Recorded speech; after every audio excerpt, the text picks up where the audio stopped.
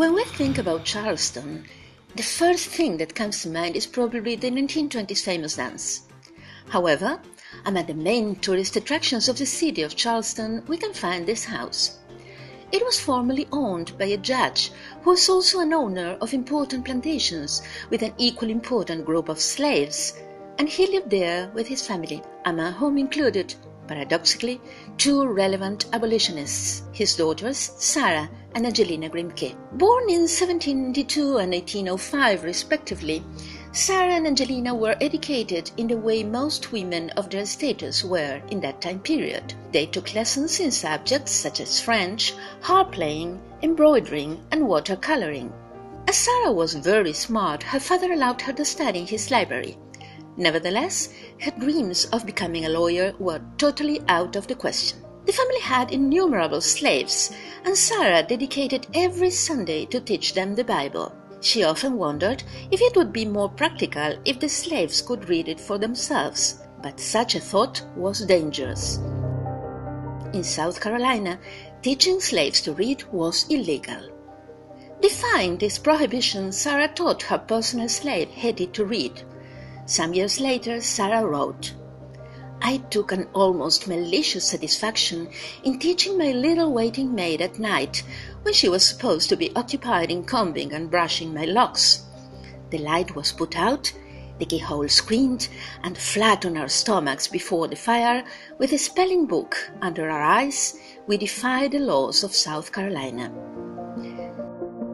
Sarah and Hetty's enduring friendship has been recreated in The Invention of Wings, a novel penned by Sue Monk Kidd and published in 2014. If we dare to extrapolate this story to our present time, we will immediately notice that the difference between what is just and what is legal certainly carries a rich history in which the Grimke sisters played a significant role that can still inspire us today. Later on, life took Sarah and Angelina to Philadelphia, where they began their journey through the abolitionist circuit in order to spread their ideas. At first, they only spoke in front of female audiences, into which only some curious men would sometimes infiltrate. Eventually, defying conventions of the time, they spoke to mixed audiences, labeled as promiscuous by their detractors. These actions led to their invitation to a public speaking training program.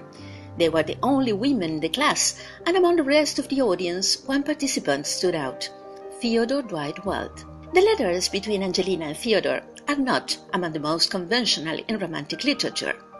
But when Angelina boldly wrote to him, "I don't understand why you don't like me," Theodore answered, "You are full of pride and anger," and with letters twice as big he added, "And I loved you since the first time I saw you."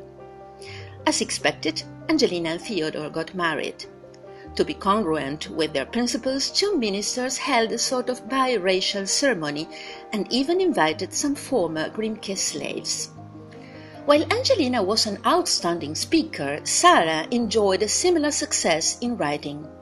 Her correspondence was later compiled into a book titled Letters on the Equality of the Sexes and the Condition of Women. In these letters, starting from the ideas that supported abolitionism, she broadened the concept to all women, slave or free, whatever their race, and even reflected upon the condition of women in Asia and Africa. Another book, American Slavery as It Is a collection of authentic announcements and documents coordinated by Weld. This became a kind of mistreatment encyclopedia that shows the darkest side of slavery. Violent and moving, it inspired Harriet Beecher Stowe to write Uncle Tom's Cabin. We started our story in Charleston and we finished it in Boston, where today a bridge located in Hyde Park honors these sisters. Upon the bridge, one of Sarah's wisest phrases is inscribed. It says, "I know nothing of man's rights or woman's rights. Human rights are all that I recognize."